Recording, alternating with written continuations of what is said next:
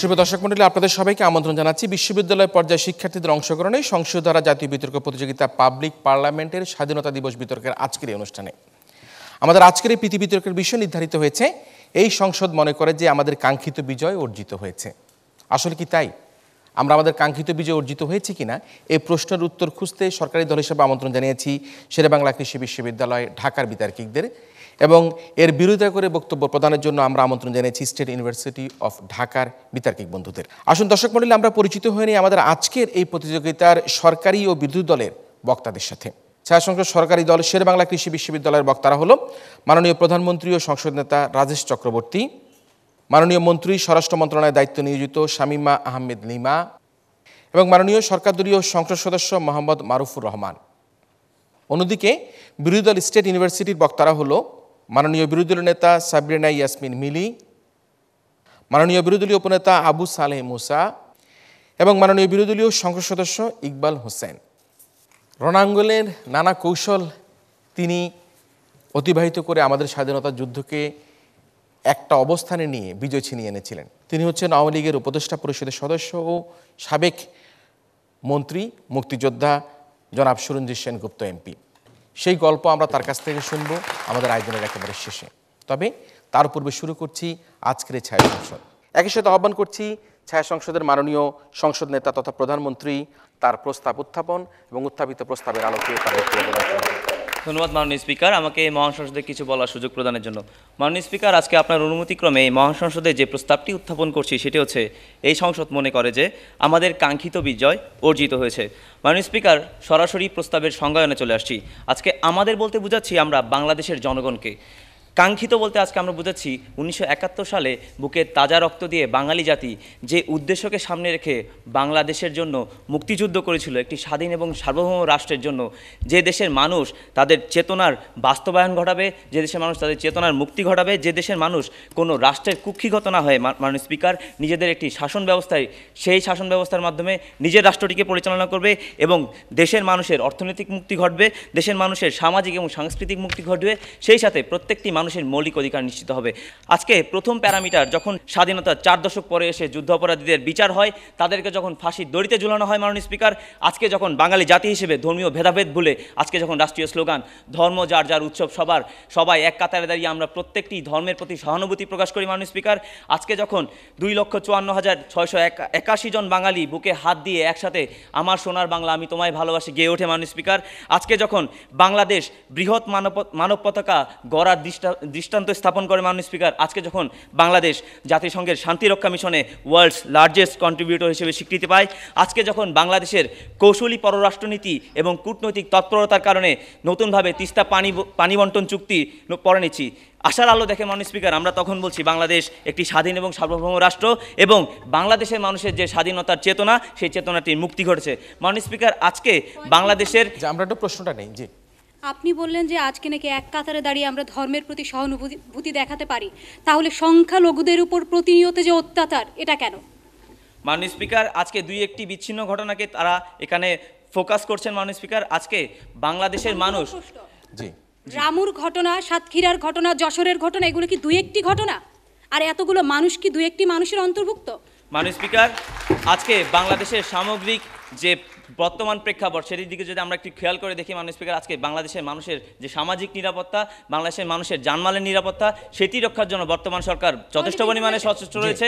মাননীয় স্পিকার, একটু খেয়াল করে দেখবেন, আজকে 1 জানুয়ারি 34 লক্ষ শিশুর হাতে সরকার যখন 30 কোটি বই তুলে দেয়, ঠিক সেই সময় বাংলাদেশের সেই শিশুগুলোর প্রাথমিক শিক্ষা এবং মাধ্যমিক শিক্ষাটি নিশ্চিত হয়। মাননীয় স্পিকার, বর্তমান সরকার 2015 সালের আগেই এমডিজির যে শর্তগুলো সেগুলো পূরণ করে শিশু মৃত্যুহার, জন্ম মৃত্যুহার, মাতৃমৃত্যুহার কমিয়ে এনেছে। সেই সাথে চরম ক্ষুধা এবং দারিদ্রতা কমিয়ে এনে দারিদ্রতার সীমা 52 থেকে 30% নামিয়ে এনেছে মাননীয় স্পিকার। এটি বাংলাদেশের একটি সামাজিক মুক্তি। এই মুক্তিটি যখন অর্জন হয় তখন আমরা বলি আমাদের কাঙ্ক্ষিত বিজয়টি অর্জিত হয়েছে মাননীয় স্পিকার। আজকে মাননীয় স্পিকার, একটু খেয়াল করে দেখুন, আগে গ্রামগঞ্জে মানুষ স্বাস্থ্যসেবার অভাবে একটি মা মৃত্যুবরণ করতেন মাননীয় স্পিকার, একটি বৃদ্ধ ঠিকমতো চিকিৎসা না পেয়ে মারা যেতেন। আজকে প্রত্যেকটি জায়গায় ইউনিয়ন পর্যায়ে পর্যায়ে আজকে কমিউনিটি ক্লিনিক গঠন করে আজকে সেসব জায়গায় তথ্য সেবা চালু করে মাননীয় স্পিকার প্রত্যেকটি জায়গায় আজকে খবরাখবর নেওয়া হচ্ছে। মাননীয় স্পিকার আজকে বাংলাদেশের মানুষের বাক স্বাধীনতাটি এমন একটি পর্যায়ে গিয়ে দাঁড়িয়েছে মাননীয় স্পিকার, আজকে দেশে 28টিরও বেশি টিভি চ্যানেল মাননীয় স্পিকার আজকে বাংলাদেশের মানুষের যে সংস্কৃতি সেটিকে লালন করে বহির্বিশ্বে মাননীয় স্পিকার প্রকাশ করছে। তাই আজকে আমরা বলে যেতে চাই মাননীয় স্পিকার আমাদের কাঙ্ক্ষিত বিজয়টি অর্জিত হয়েছে। ধন্যবাদ মাননীয় স্পিকার, ধন্যবাদ সকলকে।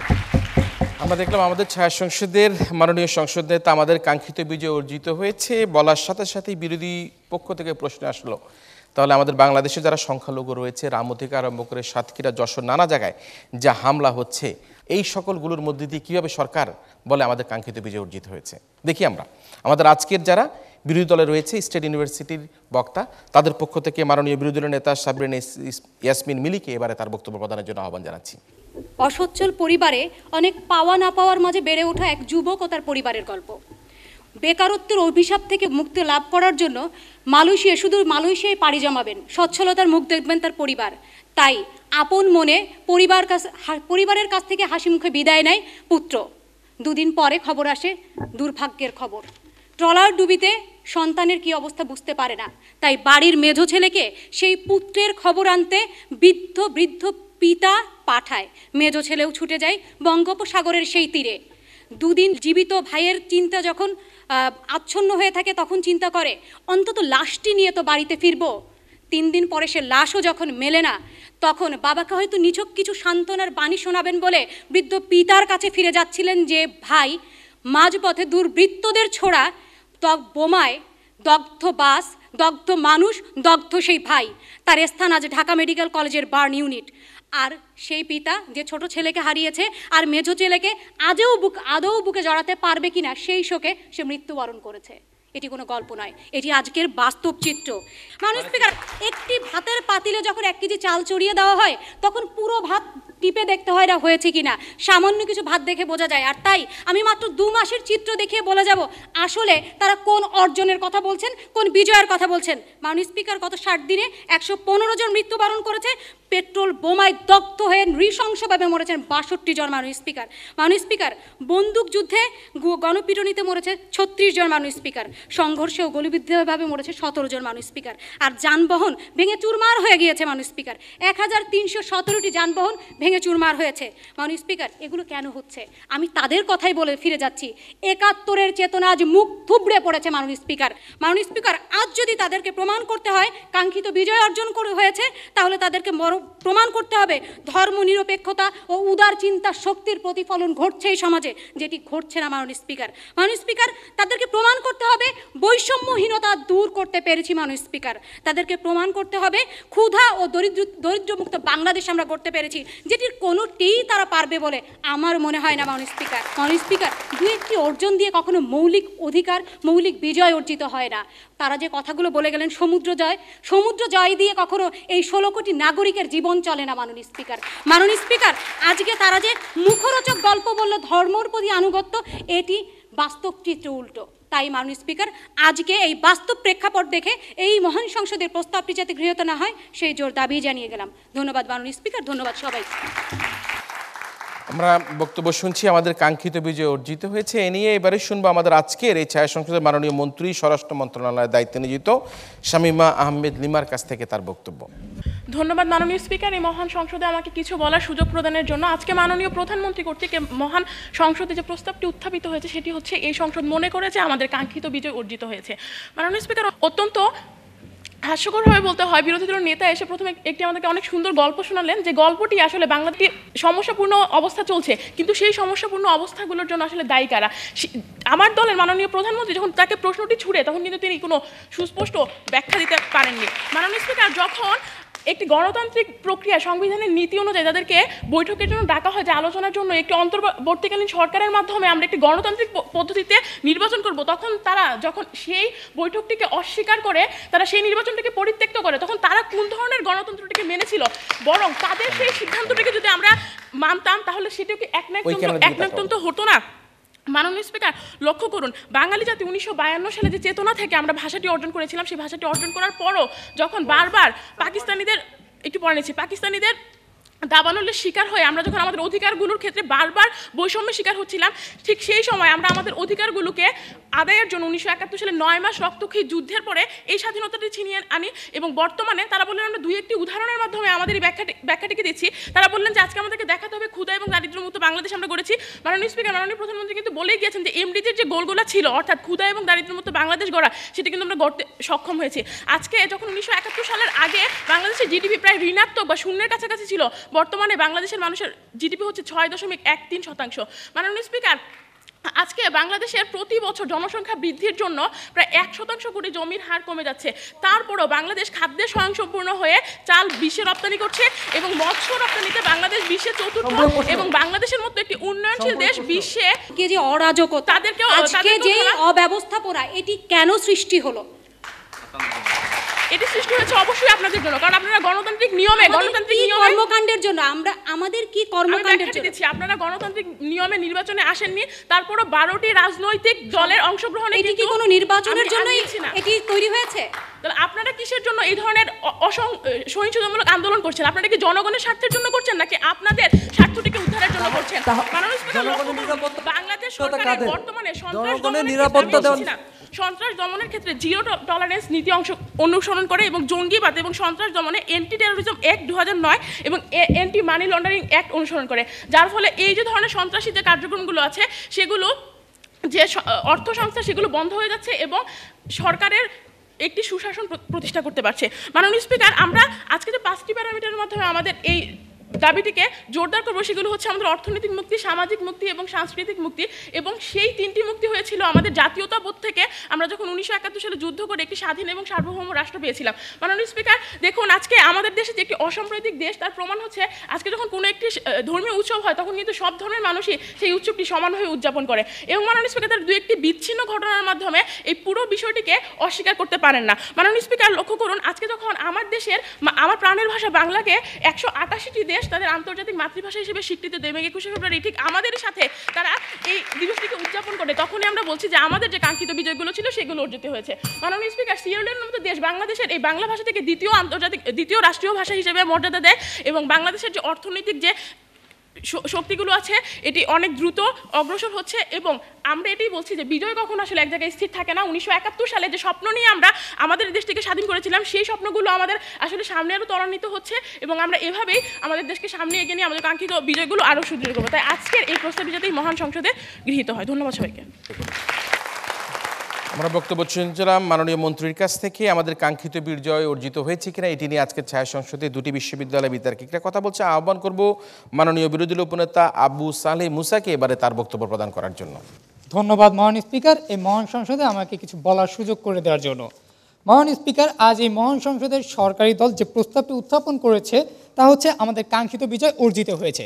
মহান স্পিকার, প্রস্তাবটির বিরোধিতা করছি এবং কোন কোন ক্ষেত্রে দাঁড়িয়ে আজকে এই প্রস্তাবটির বিরোধিতা করছি সেই মানদণ্ডগুলো ইতিমধ্যে আমার দলের নেতা বলে গেছেন। তারপর মহান স্পিকার, আমি আরও কিছু বাস্তব উদাহরণ এবং বিশ্লেষণের মাধ্যমে প্রমাণ করে দিয়ে যাব যে আজ এই মহান সংসদে এই উত্থাপিত প্রস্তাবটি কখনোই গৃহীত হওয়ার দাবি রাখে না। মহান স্পিকার, মাননীয় স্পিকার, একটি দেশের কাঙ্ক্ষিত অর্জন যদি আমরা বলি তাহলে সর্বপ্রথমেই চলে আসে গণতান্ত্রিক সমাজ ব্যবস্থা গঠনের কথা। এখন প্রশ্ন হচ্ছে মাননীয় স্পিকার, এই গণতান্ত্রিক সমাজ ব্যবস্থাকে আসলে আমরা গঠন করতে পেরেছি কি না? কারণ মাননীয় স্পিকার, গণতান্ত্রিক সমাজ ব্যবস্থা যদি গঠন করতে হয় তাহলে সেখানে থাকতে হবে বাক স্বাধীনতা, সেখানে থাকতে হবে স্বচ্ছতা ও জবাবদিহিতা, প্রয়োজন আইনের সুশাসন, প্রয়োজন সেখানে মানবাধিকারের সুষ্ঠু প্রয়োগ এবং প্রয়োজন একটি সুষ্ঠু নির্বাচনের। আপনার মাননীয় বিরোধী দলীয় নেতা এসে বলে গেলেন বিগত 2 মাসে 1317টি যানবাহন ভাঙচুর হয়েছে। আপনার কাছে আমার প্রশ্ন, এটি কারা করেছে? মাননীয় স্পিকার, এটি কারা করেছে সেটি দেখার দায়িত্ব অবশ্যই সরকারি দলে এবং মাননীয় স্পিকার, এই আইন শৃঙ্খলা পরিস্থিতি অবনতির জন্য কিন্তু দায়ী সরকারি দল। আইন শৃঙ্খলা দেখবে বিরোধী দল নয়, সেটা সরকারি দল দেখবে। মাননীয় স্পিকার, আপনাদের হরতাল এবং অবরোধের কারণে বাংলাদেশের মানুষ ঠিকমতো আজকে চট্টগ্রাম থেকে ঢাকায় যাতায়াত করতে পারছে না পেট্রোল বোমার ভয়ে। এই বিষয়টিকে আপনারা কিভাবে দেখছেন? মাননীয় স্পিকার, হরতাল করা একটি গণতান্ত্রিক অধিকার, সেখানে কখনোই বাধা প্রদান করা যাবে না, কিন্তু আইন শৃঙ্খলা রক্ষা করার দায়িত্ব কিন্তু হরতালের মধ্যে মানুষকে পেট্রোল বোমা মেরে মানুষকে দগ্ধ করা এটি কোনো রকম গণতান্ত্রিক অধিকার হতে পারে? মাননীয় স্পিকার, এই পেট্রোল বোমা কে ছুটছে এবং কারা ছুটছে তা কিন্তু দেখার দায়িত্ব এটা সরকারের উপরই বর্তায়। মাননীয় স্পিকার, যার ফলে আগে সেটা প্রমাণ করতে হবে, তারপরে হচ্ছে বিরোধী দলের উপর দোষ চাপাতে হবে। মাননীয় স্পিকার, মাননীয় স্পিকার, অপরদিকে যদি আইনের শাসনের দিকে লক্ষ্য করেন তাহলে দেখতে পাবো জাতীয় মুক্তি কাউন্সিলের সভাপতি বদরুদ্দিন ওমর বলছেন বাংলাদেশে কার্যত আইনের শাসন ভেঙে পড়েছে। অপরদিকে মাননীয় স্পিকার, WJP ইন্ডেক্স সংস্থার 7 মার্চ 2014 রিপোর্টে এসেছে 99টি দেশের মাঝে বাংলাদেশ আইনের শাসন প্রতিষ্ঠায় 92তম স্থান অর্জন করেছে, যার ফলে মাননীয় স্পিকার আইনের শাসন আমাদের দেশে আসলে কতটা রয়েছে সেটা এখান থেকেই প্রমাণিত হয়। মাননীয় স্পিকার, আপনাদের বর্তমান আন্দোলন এবং সংগ্রামের সাথে সাধারণ জনগণের কি কোনো সম্পৃক্ততা রয়েছে? মাননীয় স্পিকার, অবশ্যই সাধারণ জনগণের এখানে সম্পৃক্ততা রয়েছে, নইলে সাধারণ জনগণ আজকে বলতো না আমরা এই হরতাল অবরোধ চাই না। মাননীয় স্পিকার, সাধারণ জনগণ আগে একটি নির্বাচন চায়, সেই নির্বাচন তারা দিতে পারেনি, আমাদের মৌলিক অধিকার ছিল সেই নির্বাচন। মাননীয় স্পিকার, অপরদিকে যদি আমরা মানবাধিকার পরিস্থিতির দিকে তাকাই তাহলে সংবিধানের অনুচ্ছেদ দেখতে হয়। 27 অনুচ্ছেদে বলা হয়েছে সকল নাগরিক আইনের দৃষ্টিতে সমান এবং আইনের শাসন সবাই সমানভাবে আশ্রয় লাভের অধিকারী। মাননীয় স্পিকার, গণতান্ত্রিক সমাজ ব্যবস্থায় সর্বপ্রধান হাতিয়ার হচ্ছে নির্বাচন, কিন্তু আমরা দেখতে পেয়েছি একটি ভোটারবিহীন নির্বাচন, যে নির্বাচনে মাননীয় স্পিকার একজন সাধারণ জনগণের মূল্যবান ভোট কেউ দিতে পারেনি। মাননীয় স্পিকার, অথচ সংবিধানের 8-এর 1 অনুচ্ছেদে বলা হয়েছে জাতীয়তাবাদ, সমাজতন্ত্র, গণতন্ত্র এবং ধর্মনিরপেক্ষতা এই নীতিসমূহ এবং তৎসমূহ হইতে এই নীতি 2 ভাগে বর্ণিত সকল রাষ্ট্রনীতি পরিচালনার মূল বলিয়া পরিগণিত হইবে। কিন্তু মাননীয় স্পিকার, আমরা আজকে দেখতে পাই সমাজতন্ত্র বা গণতন্ত্র কোনটি আজকে সরকার প্রতিষ্ঠা করতে পারেনি। মাননীয় স্পিকার, আজকে তাই আমরা বলতে চাই সরকারি দল যে প্রস্তাবটি উত্থাপন করেছে তা কখনোই মহান সংসদে গৃহীত হওয়ার দাবি রাখে না। মাননীয় স্পিকার, ধন্যবাদ আপনাকে, ধন্যবাদ সকলকে। ধন্যবাদ। এবার আমরা বক্তব্য শুনবো আমাদের এই ছায়া সংসদে, যে সংসদে উপস্থিত রয়েছেন মুক্তিযোদ্ধা সুরঞ্জিত সেনগুপ্ত, যিনি জানাবেন তার কথাগুলো আমাদের আয়োজনের একেবারে শেষে। তবে এখন শুনবো মাননীয় সদস্য সরকারি দলের মোহাম্মদ মারুফুর রহমানের কাছ থেকে তার বক্তব্য। ধন্যবাদ মাননীয় স্পিকার, এই মহান সংসদে আমাকে কিছু বলবার সুযোগ প্রদানের জন্য। মাননীয় স্পিকার, শুরুতেই শুরু করছি মাননীয় বিরোধী দলীয় নেতা যে সুন্দর একটি গল্প আমাদের শোনালেন, তিনি হয়তো আমার কাছে মনে হয়েছে তিনি হয়তো কখনোই পত্রিকা পড়েন না, কারণ বর্তমান সরকার মাত্র কদিন আগেই মালয়েশিয়াতে কয়েক হাজার শ্রমিক রপ্তানির জন্য যে চুক্তিটি করেছে এবং সেই চুক্তির মাধ্যমে অনেকগুলো শ্রমিক পাঠাবে এবং তাতে খরচ হবে মাত্র 20 থেকে 25,000 টাকা। এরপরেও আরও মনে করে দিচ্ছি যে সৌদি আরবেও যে জনশক্তি রপ্তানি হবে, এটি আমাদের অনেক বড় একটি অর্জন। মাননীয় স্পিকার, তিনি 1971 যে 9 মাসের রক্তক্ষয়ী যুদ্ধ শেষে আমরা যে স্বাধীনতাটি অর্জন করেছিলাম, যে আমাদের বিজয়টি হয়েছিল, সেই বিজয় কি আজকে 4 দশক পরে এসে মাত্র 2 মাসে তিনি সেটি কোন চোখ দিয়ে দেখলেন যে সেটি মুখ থুবড়ে পড়েছে, আমাদের বোধগম্য হয় না। মাননীয় স্পিকার, কদিন আগে আমরা সংবিধান সংশোধন করে আমরা 72 সংবিধানে ফিরে গেছি। মাননীয় স্পিকার, তারপরেও তারা বলছে যে আমরা অসাম্প্রদায়িক রাষ্ট্রে পরিণত হইনি। মাননীয় স্পিকার, তারা বলছে 16 কোটি মানুষের জীবন চালাতে কি লাগবে। হ্যাঁ, আমরা বলেছি যে 16 কোটি মানুষের সেই 32 কোটি হাতকে আমরা কাজে লাগিয়েছি, আমরা খাদ্যে স্বয়ংসম্পূর্ণতা অর্জন করেছি। মাননীয় স্পিকার, আমরা প্রতিষ্ঠা করেছি একটি প্রগতিশীল ও গণতান্ত্রিক রাষ্ট্র, যেখানে আমি দাঁড়িয়ে আজকে 2014 সালের পরে 2015 সালে দেখছি 2010 সাল থেকে 2021 সাল মেয়াদি আমরা একটি প্রেক্ষিত পরিকল্পনা গ্রহণ করেছি, যেখানে 6ষ্ঠ এবং 7ম পঞ্চবার্ষিকী পরিকল্পনা চলছে। মাননীয় স্পিকার, যার উচ্চতর প্রবৃদ্ধি অর্জনের সক্ষম, এরই অংশ হিসেবে বর্তমানে আমাদের প্রবৃদ্ধির হার 6.12 এবং প্রবৃদ্ধি 8% উন্নয়নের লক্ষ্যে আমরা দ্বিতীয় দারিদ্র্য বিমোচন কৌশলপত্র নিরূপণ করেছি। মাননীয় স্পিকার, আমাদের এমডিজিতে যে প্রধান লক্ষ্যটি ছিল ক্ষুধা এবং দারিদ্র্য মুক্ত বাংলাদেশ গড়ার, সেটি আমরা অর্জনে সক্ষম হয়েছি। মাননীয় স্পিকার, আমরা দারিদ্র্যকে জয় করেছি বলেই আজকে আমরা বলছি যে আমাদের কাঙ্ক্ষিত বিজয়টি অর্জিত হয়েছে। মাননীয় স্পিকার, আমরা আমাদের সামাজিক ন্যায় বিচার, নারীর অধিকার, সুযোগের সমতা, আইনের শাসন, সুশাসন ও দূষণমুক্ত পরিবেশ নিশ্চিত করেছি। মাননীয় স্পিকার,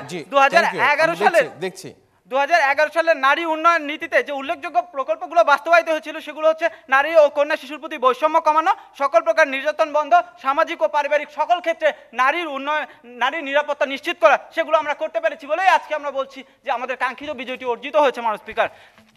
মাননীয় স্পিকার, আমরা জনগণের জীবনমানের উন্নয়নের জন্য 2020 সালের মধ্যে দেশের প্রতিটি গ্রামে বিদ্যুৎ পৌঁছানোর যে প্রকল্পটি হাতে নিয়েছি। ইতিমধ্যে আমরা 62% মানুষের কাছে বিদ্যুতের যে সুবিধাটি সেটি পৌঁছে দিয়েছি। প্রথম সৌর বিদ্যুৎ প্রকল্পটি চালু করেছি। মাননীয় স্পিকার, নরসিংদীতে একই সাথে রূপপুর এবং পাবনা পারমাণবিক বিদ্যুৎ কেন্দ্রটি জন্য আমরা বাংলাদেশ রাশিয়া চুক্তিটি স্বাক্ষর করেছে। মাননীয় স্পিকার, আমাদের যখন এতগুলো অর্জন আমরা করেছি, 2014 সাল শেষ করে আমরা 15 সালে দাঁড়িয়ে আমরা বলছি আমাদের যে কাঙ্ক্ষিত বিজয় সেটি আমরা অর্জন করতে পেরেছি। ধন্যবাদ মাননীয় স্পিকার এবং ধন্যবাদ সকলকে। আজকে ছায়া সংসদের সরকারি দলের সর্বশেষ বক্তা, তিনি প্রথম পর্বে এসে বললেন মাননীয় সদস্য, যে কাঙ্ক্ষিত বিজয় অর্জিত হয়েছে এবং সে কারণের জন্য তিনি নানা রকমভাবে সরকারের নানা যে বাস্তবায়িত কর্মকাণ্ডগুলো সেগুলি তিনি উল্লেখ করে গিয়েছেন। আমরা শুনবো আমাদের ছায়া সংসদের মাননীয় বিরোধী দলীয় সদস্য ইকবাল হোসেনের কাছ থেকে প্রথম পর্বের তার সর্বশেষ বক্তব্য। আজকে এই মহান সংসদে যে প্রস্তাবটি উত্থাপিত হয়েছে আমাদের কাঙ্ক্ষিত বিজয় অর্জিত হয়েছে।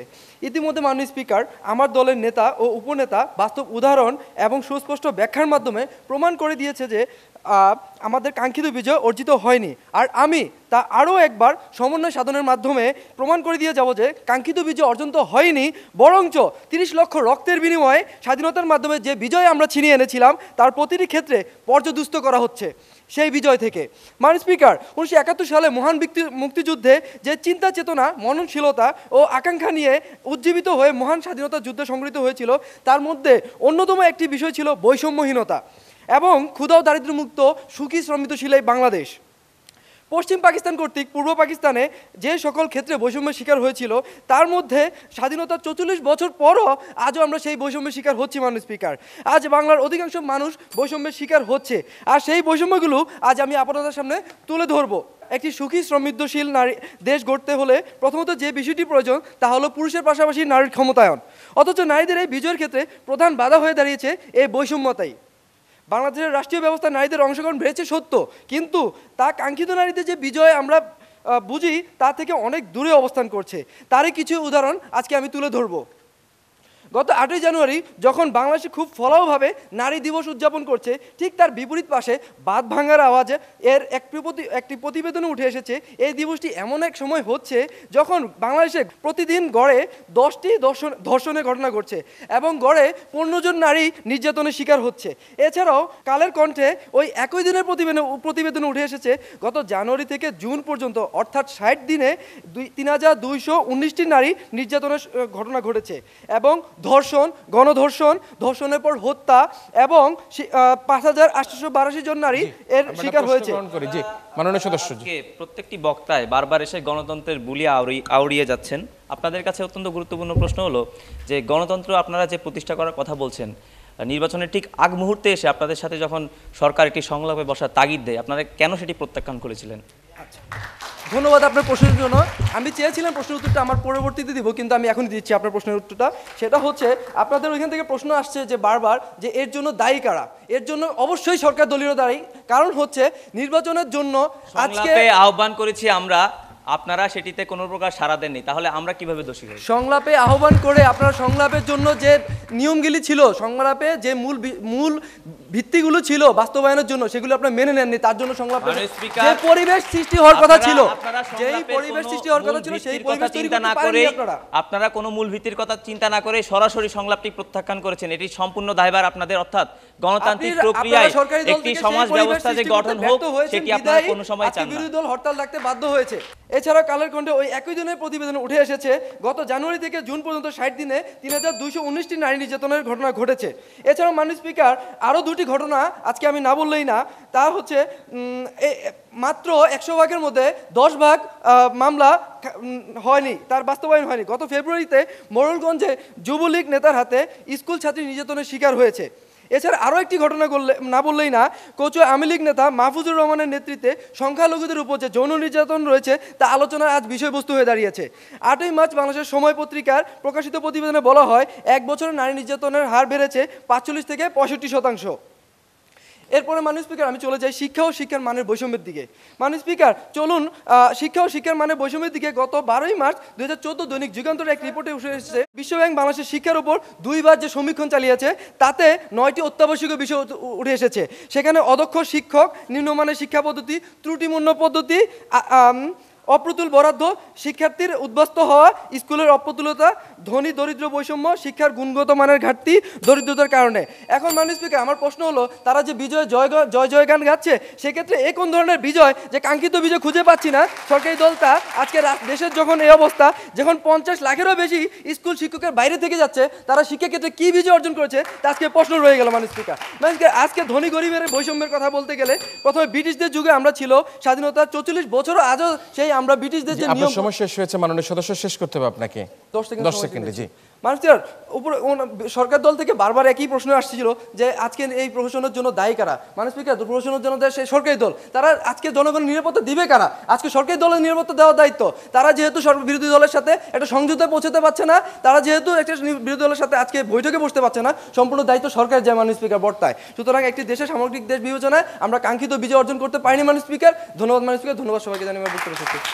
আসলে আমাদের কাঙ্ক্ষিত বিজয়টি কি সেটি হচ্ছে মূল আলোচনার বিষয়, এবং সেই আলোচনায় ফিরে আসার জন্য আমাদের সাথে বারবার বলার চেষ্টা করি বর্ষিয়ান রাজনীতিবিদ এবং যিনি আমাদের সংসদকে প্রাণবন্ত রাখার জন্য এখনও পর্যন্ত মহান রাব্বুল আলামিন সৃষ্টিকর্তা তাকে এখনও আমাদের সাথে বাঁচিয়ে রেখেছেন, সেই উত্তপ্ত এবং প্রাণবন্ত সংসদের মুক্তিযোদ্ধা ব্যক্তিত্ব সুরঞ্জন সেনগুপ্ত আমাদের সাথে আছেন। তার বক্তব্য শুনবো। আমরা আরেকটু যুক্তিখণ্ডন শুনে নেই, এবং সেই কারণে যুক্তিখণ্ডন পর্বে আমি সর্বপ্রথমে আহ্বান জানাই আমাদের আজকের এই মক পার্লামেন্টের মাননীয় বিরোধী দলীয় নেতা সাবরিনা ইয়াসমিন মিলিকে সর্বশেষ 2 মিনিট তার বক্তব্য প্রদান করার জন্য। মাননীয় স্পিকার, প্রথমেই বলি আজকে আমাদের ওয়াকআউট করার উচিত ছিল, তাদের যে ভাষা, তাদের যে কথা, কিন্তু তারপরেও এই বিজয় আমরাও দেখতে চাই, তাই ওয়াকআউট করিনি। তারপরে যা হোক শুরু করছি। আমার প্রথম বক্তা প্রধানমন্ত্রী বলে গিয়েছেন আমরা নাকি গণতান্ত্রিক পন্থায় চলছি, গণতান্ত্রিকভাবেই দেশ চলছে। দুঃখের সাথে জানাই মাননীয় স্পিকার, আমি এবার প্রথম ভোটার হয়েছি, ভোট দিতে পারিনি, তাহলে আমার অধিকারটি কোথায়? মাননীয় স্পিকার, এবার ফিরে যাই। তারা বলছে আইনের শাসন প্রতিষ্ঠা করতে পেরেছে। মাননীয় স্পিকার, ওয়ার্ল্ড জাস্টিস রিপোর্টে 2014-তে বলে বাংলাদেশের দেওয়ানি বিচার ব্যবস্থা বিশ্বের 97টি দেশের মধ্যে সবচেয়ে নিচে, তাহলে অর্জন কোথায়? মাননীয় স্পিকার, এবার ফিরে আসি দুর্নীতিতে যদিও আমরা চ্যাম্পিয়ন, সেটা অনেক আগেই জানি। বর্তমান যে অবস্থা 2014 রিপোর্ট বলছে, সেই জায়গাও আমরা গত বছরতে 9 ধাপ নেমে গিয়েছি। মাননীয় স্পিকার, এবার হচ্ছে ওনারা বলেছেন সামাজিক নিরাপত্তা নাকি আমরা অর্জন করতে পেরেছি। বাংলাদেশের সর্বোচ্চ বিদ্যাপীঠ বলা হয় ঢাকা ইউনিভার্সিটিকে। ঠিক সেই জায়গায় দাঁড়িয়ে যখন একজন মুক্ত মনা ব্লগারকে নৃশংসভাবে হত্যা করা হয়, যখন তার ওয়াইফকে নৃশংসভাবে হত্যার চেষ্টা করা হয়, তখন সামাজিক নিরাপত্তা কোথায়? মাননীয় স্পিকার, আমার বোধগম্য নয়। মাননীয় স্পিকার, এবার ফিরে যাই। তারা বলেছে তারা নাকি স্বাস্থ্য সেবা নিশ্চিত করতে পেরেছে। ঢাকা মেডিকেল কলেজ, ঠিক সেই জায়গায় যখন একটি লাশকে বলে দেয় ডেথ সার্টিফিকেট দেওয়ার পর আজিমপুরে গিয়ে সেই লাশটি জীবিত হয়ে ওঠে, তখন স্বাস্থ্যসেবা কোথায়? মাননীয় স্পিকার, 13,000 কমিউনিটি ক্লাব তারা গঠন করেছেন, সেখানে শুধু চেয়ার আর টেবিলই আছে, মানুষের কোনো সেবা নাই। মাননীয় স্পিকার, এবার বলি খাদ্যে নাকি আমরা নির্ভরশীলতা অর্জন করেছি। মাননীয় স্পিকার, উনি হয়তো কুলি মজুরের দিন দেখেননি, উনি হয়তো কারণ বাজারে গিয়ে দাঁড়ান না, উনি হয়তো রিক্সাওয়ালার সঙ্গে কথা বলেন না। যখন 40 টাকা করে মোটা দরের চাল কিনতে হয় দিন শেষে, তখন তেল ডালের হিসাব মিলিয়ে যায়। তখন খাদ্যের স্বয়ংসম্পূর্ণতা কি ওনাদের মজুদের মধ্যেই সীমাবদ্ধ, নাকি অন্য দেশে পাঠিয়ে শুধুমাত্র টাকা অর্জনের উপর সীমাবদ্ধ, সেটি জানা নাই। মাননীয় স্পিকার, এই স্বাধীন দেশের আমিও একজন নাগরিক এবং সুনাগরিক, আর তার থেকে বিরোধী দল হিসেবে নয়, একজন সচেতন নাগরিক হিসেবে তাদেরকে আহ্বান করব, আপনারা সংলাপে বসার ব্যবস্থা করুন। আমরা কাঙ্ক্ষিত বিজয় দেখতে চাই। তবে মাননীয় স্পিকার, আজকের যে উদাহরণ, আজকের যে বাস্তব চিত্র, এই চিত্র কখনোই বলে না কাঙ্ক্ষিত বিজয় অর্জিত হয়েছে। তাই আজকের এই মহান সংসদে এই প্রস্তাবটি যাতে গৃহীত নয়, সেই দাবি জানিয়ে গেলাম। ধন্যবাদ মাননীয় স্পিকার, ধন্যবাদ সবাইকে। ধন্যবাদ মাননীয় বিরোধী দলীয় নেতাকে তার বক্তব্যের জন্য। নানাভাবে প্রত্যাখ্যান করে গেল আজকের এই যে আমাদের এই ছায়া পার্লামেন্টে যে আলোচনা উত্থাপন করেছে সরকারের পক্ষ থেকে, এই সংসদে যাতে এটি পাশ না হয়, গৃহীত না হয়, সেরকমভাবে তিনি তার বক্তব্য দিয়েছেন। আমরা সর্বশেষে যুক্তিখণ্ডন পর্বে শুনবো আমাদের আজকের এই ছায়া সংসদের মাননীয় সংসদ নেতা তথা প্রধানমন্ত্রী রাজেশ চক্রবর্তীর কাছ থেকে তার বক্তব্য। মাননীয় স্পিকার, আজকে মনে হচ্ছে এই মহান ছায়া সংসদে বিরোধী দল এসেছে আমাদের বিরোধিতা করার জন্য, আমরা যদি কোনো প্রশ্ন করি সেটি উত্তর না দেওয়ার জন্য। মাননীয় স্পিকার, আজকে তারা এখান থেকে ওয়াকআউট করেনি সেটি সত্য, কিন্তু মাননীয় স্পিকার, আজকে আমরা যে কয়টি প্রশ্ন করেছি তার একটিও সদুত্তর আমরা পাইনি। মাননীয় স্পিকার, আজকে বিরোধী দলীয় উপনেতা সে সুন্দর করে বলে গেলেন সাধারণ জনগণ নাকি হরতাল চায়। মাননীয় স্পিকার, যখন 121টি লাশ হরতালে ঝরে যায়, যখন বার্ন ইউনিটে, মাননীয় স্পিকার, আজকে ঢাকা মেডিকেল কলেজে বার্ন ইউনিটে অনেকগুলো আহত মানুষ যন্ত্রণায় কাতরায়, যখন আজকে বাংলাদেশের 4 কোটি শিক্ষার্থীর শিক্ষা জীবন বিপন্ন হয়, তখন কিভাবে মানুষ আজকে হরতাল চায়, এটি আপনাদের কাছে প্রশ্ন। মাননীয় স্পিকার, আজকে তারা নারীর ক্ষমতা নিয়ে প্রশ্ন করেছেন। মাননীয় স্পিকার, আজকে বাংলাদেশের অর্থনীতি যখন তরতর করে উপরের দিকে উঠে যাচ্ছে, বাংলাদেশের এই অগ্রগতি দেখে যখন বহির্বিশ্বের অনেক দেশ ঈর্ষান্বিত হচ্ছে, ঠিক সেই সময় আমাদের বিরোধী দলের ভূমিকাটা কি, সেটি একটি প্রশ্নবিদ্ধ। মাননীয় স্পিকার, আজকে দেখুন তারা বাংলাদেশের এই অর্থনৈতিক উন্নয়নটিকে থামিয়ে দেওয়ার জন্য, বাংলাদেশের যে সামগ্রিক যোগাযোগ ব্যবস্থা সেটিকে বিঘ্ন করার জন্য মাননীয় স্পিকার রাস্তায় রাস্তায় ট্রাক চালিয়ে যাওয়া একটি মানুষ, যিনি ঢাকার লোকদের জন্য চট্টগ্রাম থেকে মাননীয় স্পিকার সবজি নিয়ে আসছেন, তার গায়ে পেট্রোল বোমা ছুড়ে মারছেন। মাননীয় স্পিকার, আজকে সেই লোকটির গায়ে যখন পেট্রোল বোমা ছুড়ে মারছেন মাননীয় স্পিকার, তখন তিনি অর্থনীতির কথাটা চিন্তা করছেন না, তিনি চিন্তা করছেন আজকে তার ক্ষমতার কথা, তার ব্যক্তিগত স্বার্থ, তার রাজনৈতিক স্বার্থ চরিতার্থ করার জন্য মাননীয় স্পিকার আজকে তারা জনগণের দোহাই দিয়ে মাননীয় স্পিকার, গণতন্ত্রের দোহাই দিয়ে মাননীয় স্পিকার আজকে তারা হরতাল এবং অবরোধ চালাচ্ছে। যদিও সেই হরতাল এবং অবরোধে আজকে কোনো জনসাধারণের সম্পৃক্ততা নেই মাননীয় স্পিকার। বর্তমান যে গণতান্ত্রিক কাঠামোটি রয়েছে সেটি 12টি দলের অংশগ্রহণে একটি সুষ্ঠু নির্বাচন হয় এবং সেখানে নির্বাচনের গ্রহণযোগ্যতার জন্য যে কয়টি শর্ত পূরণ করা দরকার নির্বাচন সেই কয়টি শর্ত পূরণ করেছে, অর্থাৎ বর্তমান যে সরকারটি রয়েছে সেটি একটি গণতান্ত্রিক সরকার।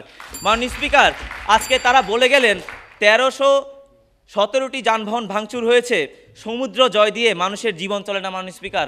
আজকে দেখুন মানুষের যে জীবন বিপন্ন করার যে কায়দাগুলো মাননীয় স্পিকার আজকে তারা রচনা করছেন, বাংলাদেশের মানুষের উপর চোরাগুপ্তা হামলা চালাচ্ছেন, বাংলাদেশের মানুষকে ঘরের মধ্যে আবদ্ধ করে রাখছেন। মাননীয় স্পিকার, সরকার এজন্য দায়ী নয়, সরকার প্রত্যেকটি মানুষের জানমাল নিরাপত্তা রক্ষার জন্য প্রত্যেকটি পয়েন্টে মাননীয় স্পিকার পুলিশের যে নজরদারি সেটি নিশ্চিত করার জন্য মাননীয় স্পিকার আইন শৃঙ্খলা রক্ষাকারী বাহিনীর সর্বোচ্চ যে গতিশীলতা সেটি করছে। মাননীয় স্পিকার, তারা আজকে বলেছেন আইনের শাসন নেই, আজকে তারা বলছেন বন্দুকযুদ্ধে অনেকগুলো মানুষ নিহত হচ্ছে। মাননীয় স্পিকার, আজকে আমরা বলতে চাই বন্দুকযুদ্ধে যে কয়টি মানুষ নিহত হয়েছে তার বিপরীতে যে 4 গুণ মানুষ আজকে পেট্রোল বোমায় দগ্ধ হয়ে মারা গিয়েছে, তাদের কথা কি আপনারা একবারও চিন্তা করেছেন? বন্দুকযুদ্ধে আপনার ব্যক্তিগত স্বার্থ, আপনার রাজনৈতিক দলের কোনো একটি নেতা বা কর্মী আজকে প্রাণ হারিয়েছে, কিন্তু আপনার তার বিপরীতে যে 4 গুণ সাধারণ জনগণ প্রাণ হারিয়েছে সেটি নিয়ে আজকে আপনাদের কোনো মাথা ব্যথা নেই, সেটি নিয়ে আজকে আপনাদের মানবাধিকারের কোনো চেঁচামেচি নেই। মাননীয় স্পিকার, আজকে আপনারা সেটি নিয়ে কোনো কথা বলছেন না। তাই মাননীয় স্পিকার, আজকে বিরোধী দল হিসেবে আপনাদের এই ভূমিকাটি অত্যন্ত প্রশ্নবিদ্ধ। তাই মাননীয় স্পিকার, আজকে বলে যেতে চাই আমাদের যে প্রস্তাবটি ছিল, আমাদের কাঙ্ক্ষিত বিজয় অর্জিত হয়েছে, সেটি যেন এই মহান সংসদে গৃহীত হয়। ধন্যবাদ মাননীয় স্পিকার, ধন্যবাদ সকলকে। ধন্যবাদ মাননীয় সংসদ নেতা তথা প্রধানমন্ত্রীকে। আসলে আমাদের কাঙ্ক্ষিত বিজয় অর্জিত হয়েছে কিনা সেটি নিয়ে এখনও আমরা নানাভাবে নানা আলোচনা সমালোচনা করছি, তবে আমরা আমাদের কাঙ্ক্ষিত বিজয় সেটি আমরা দেখতে চাই। এবং আজকের এই প্রেক্ষাপটে স্বাধীনতা দিবসের এই বিতর্ক প্রতিযোগিতায় যেখানে আজকে প্রধান অতিথি হিসেবে রয়েছেন মুক্তিযোদ্ধা সুরঞ্জিত সেনগুপ্ত, সেখানে এসে আমরা দেখেছি সরকারের পক্ষ থেকে পুরোপুরিভাবে বলছে যে আমাদের কাঙ্ক্ষিত বিজয় অর্জিত হয়েছে। কারণ আমাদের দেশে আমরা দেখতে পাই ধর্ম যার যার উৎসব সবার ঠিক এভাবে কিন্তু পালিত হচ্ছে। আজকে সারা পৃথিবীতে যে শান্তিরক্ষী বাহিনী রয়েছে সেই শান্তিরক্ষী বাহিনীতে আমাদের এই শান্তিরক্ষী বাহিনী অর্থাৎ আমাদের সেনাবাহিনীর কর্মকর্তারা কন্ট্রিবিউট করতেছে। বৈদেশিক মুদ্রা যে রিজার্ভের পরিমাণ দিনে দিনে বেড়ে চলছে, খাদ্য রপ্তানি করতে পারছি আমরা। জানুয়ারির প্রথমে বছরের শুরুতেই আমরা কিন্তু বই যে পাঠ্যপুস্তক সেটি আমরা আমাদের স্কুল শিক্ষার্থীদের হাতে আমরা পৌঁছে দিতে পারছি। আমরা আমাদের এমডিজির যে গোলগুলো সেই গোলগুলো আমরা অর্জন করতে পারছি। 2020 সালের মধ্যে আমরা বিদ্যুৎ ঘরে ঘরে পৌঁছে দেওয়ার যে পরিকল্পনা করছি সেটি আমরা বাস্তবায়ন করতে পারছি। অনাহারে অর্ধহারে আজকাল আর কোনো লোক মারা যাচ্ছে না। আমরা খাদ্যে স্বয়ংসম্পন্ন হয়ে রপ্তানি করতে পারছি। আমাদের মুক্তির যে চেতনা সেই চেতনায় থেকে আমরা কিন্তু এখন আমাদের সমগ্র বাংলাদেশকে একটা ফুড সেফটি কাভারেজের মধ্যে এনে সহিংসমুক্ত বাংলাদেশ করার প্রত্যয় আমরা দীপ্তভাবে ব্যক্ত করছি এবং সে কারণের জন্য আমরা বলতে চাই আমাদের কাঙ্ক্ষিত বিজয় অর্জিত হয়েছে। কিন্তু আজকের যারা এই ছায়া সংসদে বিরোধী দল হিসেবে এসছে তারা এসে বলল যে 71-এর চেতনা এখনো পর্যন্ত আমরা বাস্তবায়িত করতে পারিনি। মাননীয় বিরোধী দলের নেতা তিনি এসে বলছেন আমি প্রথমবারের মতো ভোটার হয়েছে, আমি ভোট দিতে পারিনি, আমরা সামাজিক নিরাপত্তা এখনও আমরা পাইনি, আমরা দেখতে পাচ্ছি নানাভাবে বন্দুক যুদ্ধের নামে আমাদের দেশে অনেক নিরীহ মানুষকে হত্যা করা হচ্ছে বা মারা যাচ্ছে। তাদের পক্ষ থেকে আজকের প্রস্তাবটি প্রত্যাখ্যান করা হয়েছে। তবে এই প্রস্তাবটি নিয়ে আলোচনা করার জন্য আমরা এখানে আমি আগেই বলেছি আমার অত্যন্ত শ্রদ্ধেয় পরম পূজনীয় এবং আমি মনে করি এই সমগ্র 16 কোটি মানুষের শ্রদ্ধেয় ব্যক্তিত্ব, বর্ষিয়ান রাজনীতিবিদ এবং প্রাণবন্ত সংসদের বক্তা মুক্তিযোদ্ধা সুরঞ্জিত সেনগুপ্ত এখানে আছেন। তিনি এখন জানাবেন আমাদের আজকের এই তরুণ ছেলে মেয়েদের ভাবনাগুলোর আলোকে তার বক্তব্য প্রদান করবেন জনাব সুরঞ্জিত সেনগুপ্ত।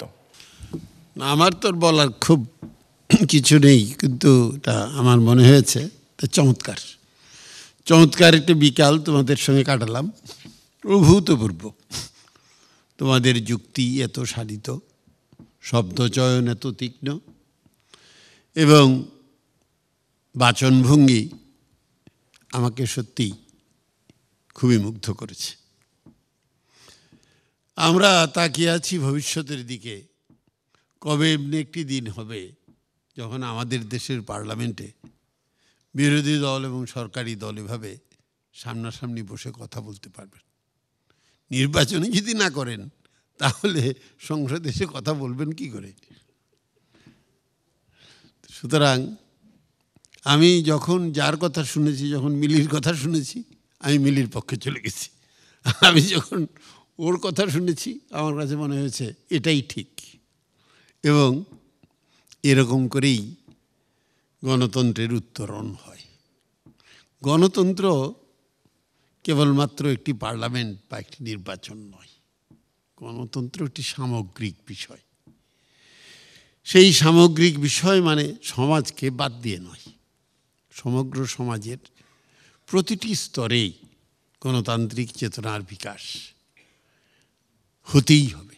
এবং তার জন্য প্রয়োজন একেবারে পরিবার থেকেই এই কাজটি শুরু হতে হয়। ইউরোপের যে কোনো দেশে গেলে একটি ছোট্ট শিশুকে মা যদি বলে জানলাটা বন্ধ করে আয় তো, মা বলে কি, শিশু বলে কি, 4 বা 5 বছরের শিশু আমি শুনেছি, হ্যাঁ তুমি আমাকে জানলা বন্ধ করতে বলো, আমি এক্ষুনি তোমার বিরুদ্ধে শিশু অম্বুডসম্যানের কাছে রিপোর্ট করছি। সে টেলিফোন নাম্বার জানে। এই যে স্বাতন্ত্র্যবোধ, এই যে বাক স্বাধীনতা, এটি একেবারে পরিবারের গোড়া থেকেই আসে। এটি কেবল পরিবার নয়, সমাজ বলতে একটি বিশাল একটি অঙ্গন। এর মধ্যে স্কুল আছে, এর মধ্যে মাধ্যমিক শিক্ষা আছে, এর মধ্যে বিশ্ববিদ্যালয় আছে, এরপর আমাদের সামাজিক জীবনের প্রতিটি স্তরেই এই গণতান্ত্রিক চেতনার বিকাশ যতক্ষণ পর্যন্ত না হবে, গণতান্ত্রিক চেতনার সামগ্রিকতা ফিরে পাওয়া যায় না। তৃতীয়ত হচ্ছে, ক্ষুধার রাজ্যে পৃথিবী গদ্যময়। যে মানুষকে ভুকা রেখে, যে মানুষ জীবন ধারণের দারিদ্র সীমার নিচে যারা বাস করে, সাধারণ জীবন ধারণে যারা উপায় নেই, তার কাছে গণতন্ত্র অর্থহীন। ঠিক একইভাবে এটি রুগ্ন মানুষ, যাকে রাষ্ট্র দেখতে পারে না, ঠিক তেমনি যে মানুষ অন্ধকারাচ্ছন্ন, অর্থাৎ যার মধ্যে শিক্ষার আলো প্রবেশ করেনি, তার কাছে উন্নত গণতান্ত্রিক চেতনার কথা বলা অর্থহীন। সুতরাং গণতান্ত্রিক চেতনা বা তোমরা যখন বলো যে আমাদের কাঙ্ক্ষিত বিজয়, এর একটি সামগ্রিকতা আছে।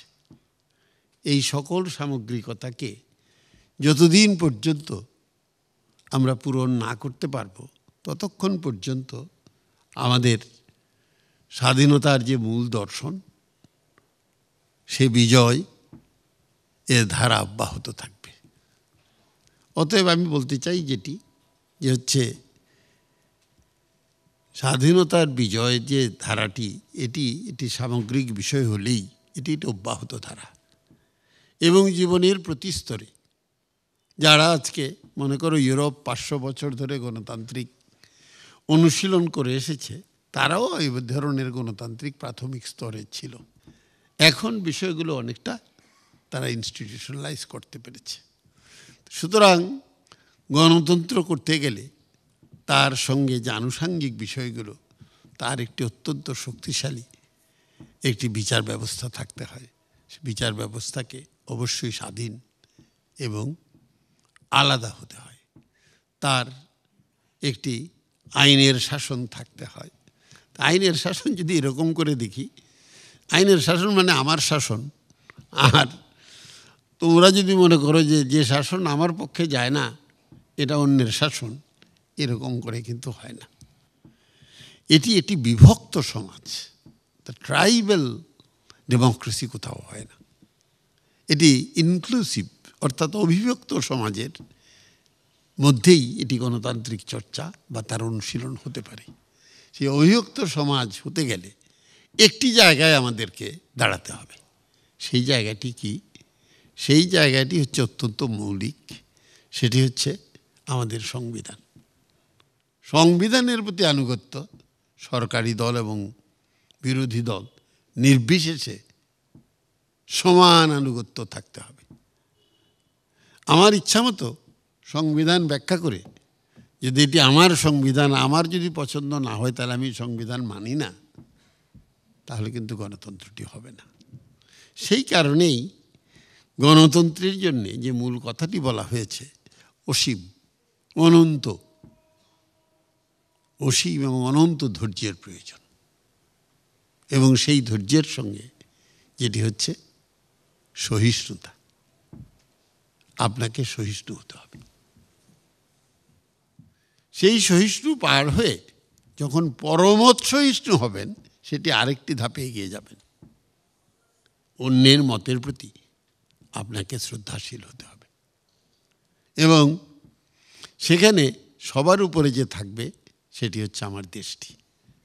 সেখানে আমাদের যে মৌলিক বিষয়, সে মৌলিক বিষয়টি হচ্ছে আমার দেশের মৌলিক ইতিহাস। তারপরেও আমি হতাশ নেই, এর সঙ্গে হ্যাঁ আরও কতগুলো ইনস্টিটিউশন আছে, যেমন নির্বাচন কমিশন। অবশ্যই একটি স্বাধীন নিরপেক্ষ নির্বাচন কমিশন হতে হবে। নির্বাচন কমিশন হলেই চলবে না, আপনাকে অবশ্যই সকলের কাছে গ্রহণযোগ্য একটি ভোটার লিস্ট হতে হবে। এর মধ্যে জাল ভোট ভরলে কাজ হবে না।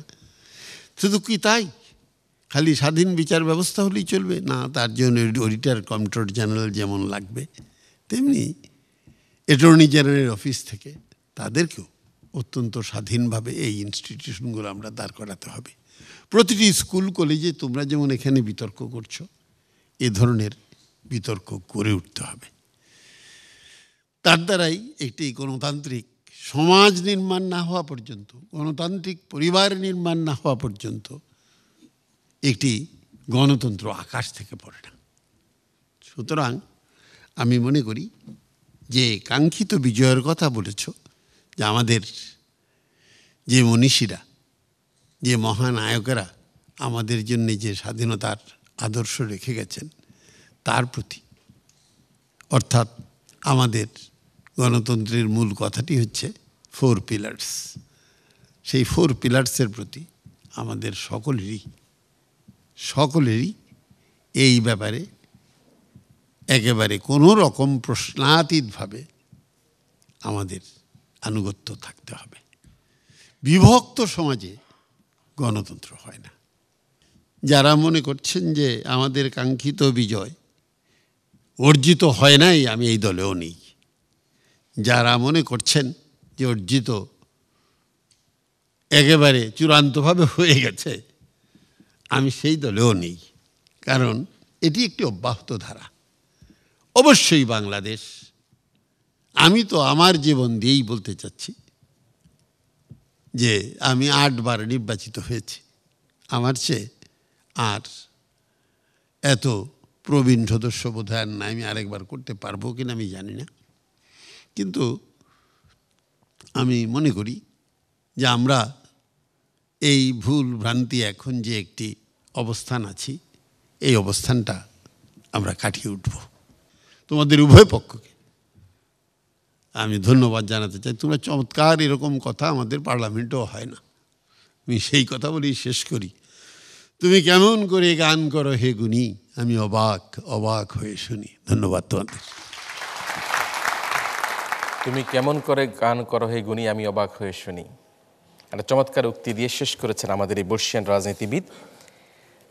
তিনি নিজেও কিন্তু বলেছেন তিনি 8 বার এই সংসদে, আমাদের যে মহান পার্লামেন্ট, সেখানে গিয়েছেন।